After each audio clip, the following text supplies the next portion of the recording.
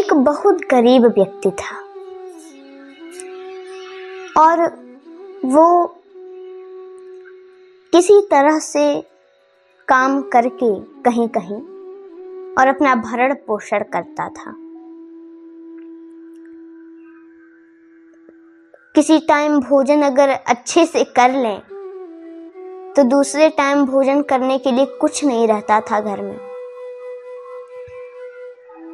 कहीं चला जाता, खेत में कुछ काम मिल जाता तो कर लेता, कहीं दुकान पे जाता, अगर कोई कुछ काम दे देता कि चाय पिलाना भैया या फिर बर्तन धुल देना, वो काम कर लेता।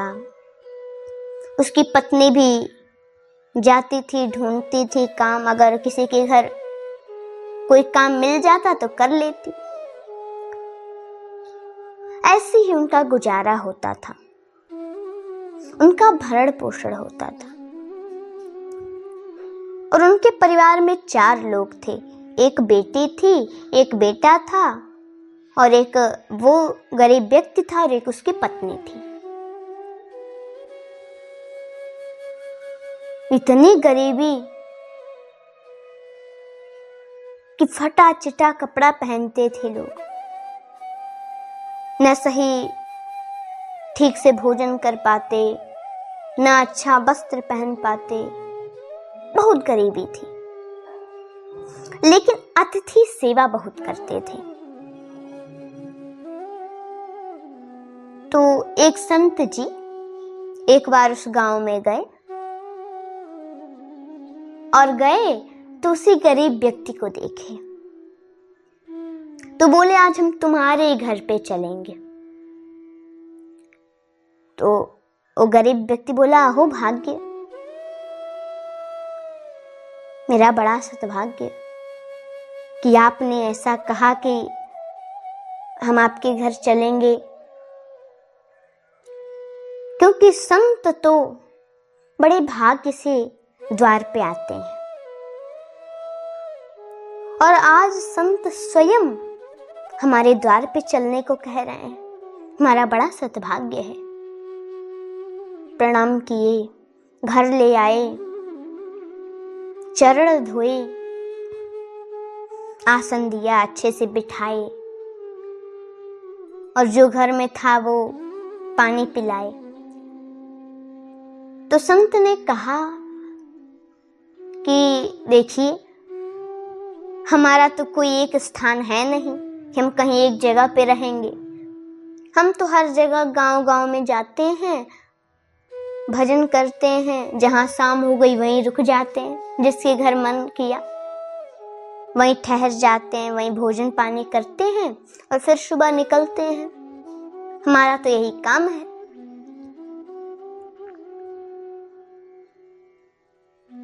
तो आज हमारी इच्छा ये है कि हम आपके घर भोजन करें। शायद प्रभु की भी यही इच्छा है कि तुम्हारे ही घर आज भोग लगाएंगे, भोग पाएंगे। तो ठीक है, ये जो तुम्हारे घर के सामने वृक्ष है, यहीं पे हमें तुम सामान दे देना, क्योंकि देखो हम किसी के घर पे बनाया हुआ नहीं पाते हैं, स्वयं ही बनाते हैं, भोग लगाते हैं, पाते हैं।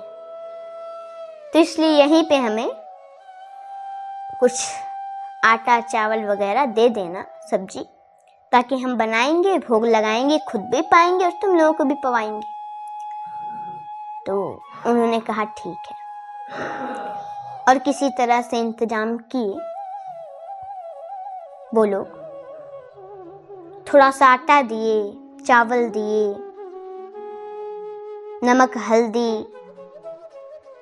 दूध, अच्छे से सब सामान दे दिए और वो संत जी वहीं पर भोजन बनाए और भगवान को भोग लगाए और उन लोगों को भी प्रसाद दिए और खुद भी प्रसाद पाए। और जब सुबह हुआ, संत जी तो वहीं वृक्ष के नीचे ही सो गए और जब सुबह हुआ, स्नान आदि किए और संत जी बोले कि देखो हम तुम्हारे घर पे आज आए हैं, तुम्हारे घर पे भगवान ने भोग भी लगाया, भोग पाए, हम सब लोग प्रसाद पाए, तो हम चाहते हैं कि हम तुम्हें कुछ प्रदान करें। हम खाली हाथ तुम्हें ऐसे ना छोड़ें, कुछ तो तुम्हें दें।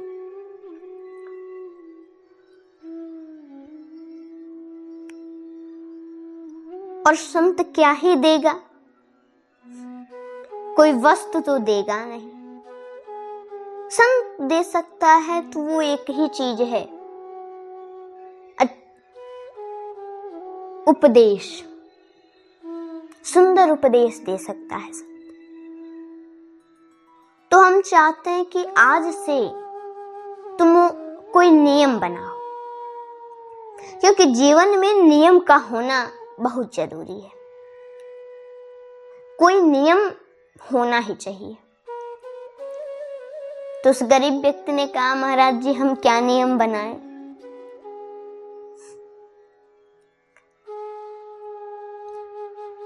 उन्होंने कहा कि चलो तुम ये नियम बना लो, रोज जाना मंदिर में और भगवान का दर्शन करना, उनको प्रणाम करना, और जब तक उनका दर्शन न कर लो, उनको प्रणाम न कर लो, तब तक तुम भोजन मत करना। अब उस गरीब व्यक्ति ने कहा, महाराज जी हमारे गांव में तो मंदिर बहुत दूर है, हम नहीं जा सकते, और अगर हम मंदिर इतना दूर है, अगर हम जाएंगे ना, आधा दिन से ऊपर निकल जाएगा मंदिर आते जाते, तो हम कोई काम भी नहीं कर पाएंगे, तो हमारे भोजन का फिर व्यवस्था कहां से होगा।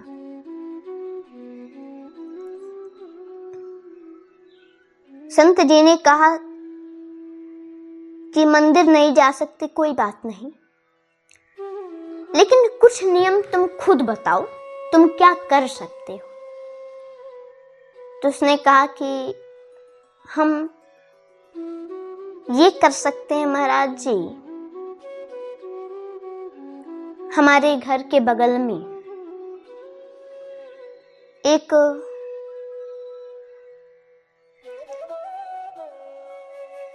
व्यक्ति रहता है,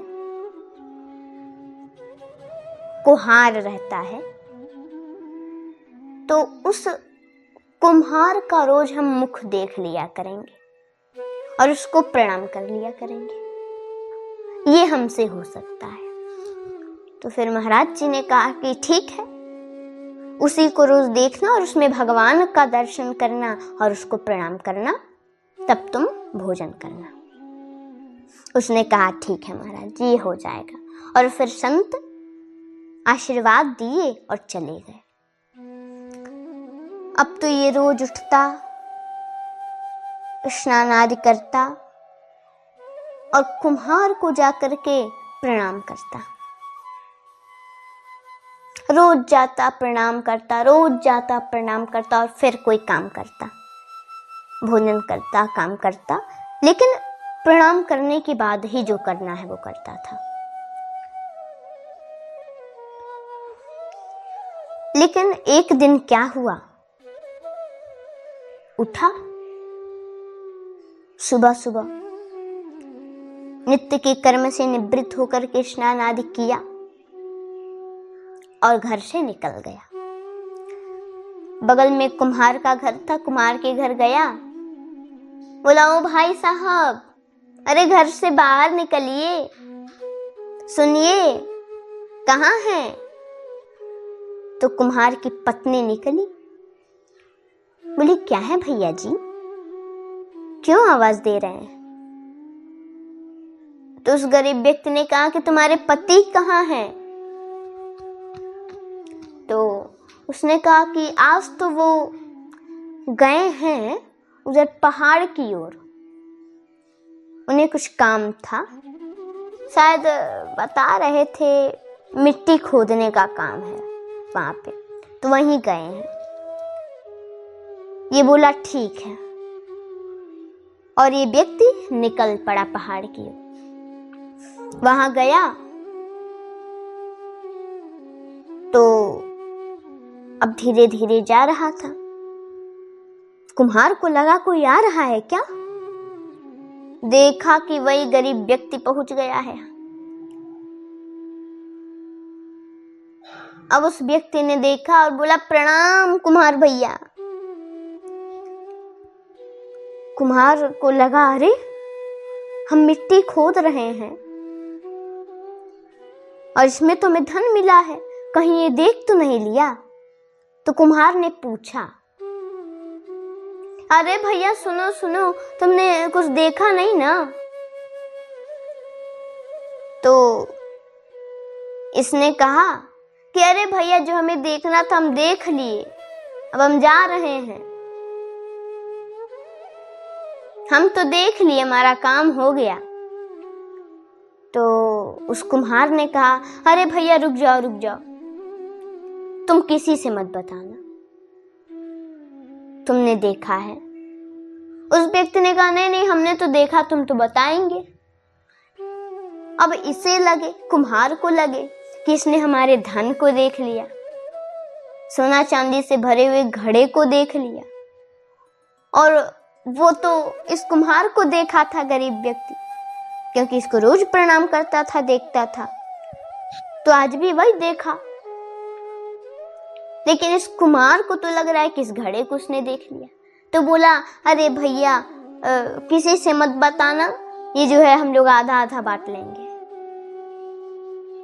ये जो हमें सोने चांदी से भरा घड़ा मिला है, इसमें से आधा आधा 50-50% बांट लिया जाएगा। अब वो गरीब व्यक्ति तो कुछ जानता था नहीं, जब ये बात सुना प्रसन्न हो गया और वो सोचा कि देखो हम तो कोई घड़ा वड़ा देखे नहीं थे, सोना चांदी, हम तो इसे देखे, लेकिन हम नियम बनाए तो कितना अच्छा हो गया। आज हमें उसी नियम के वजह से सोना चांदी मिलने वाला है।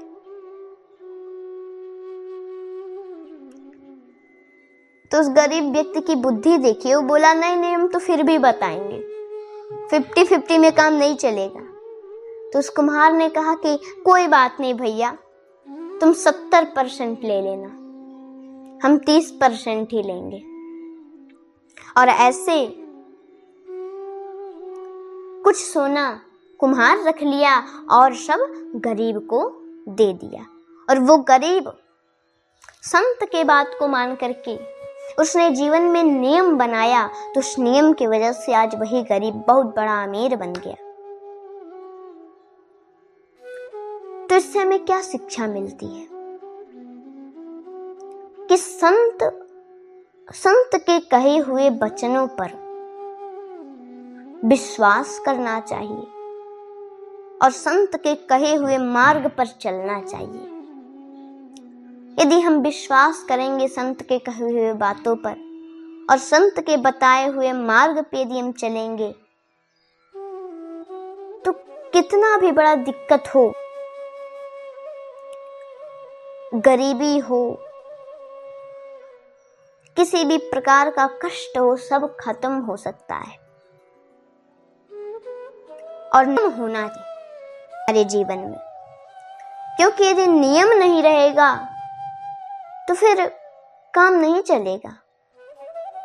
नियम बहुत बड़ी चीज है। यदि आप नियम बनाएंगे ना, तो आपको हमेशा प्राप्त होगा। जय श्री कृष्ण, राधे राधे।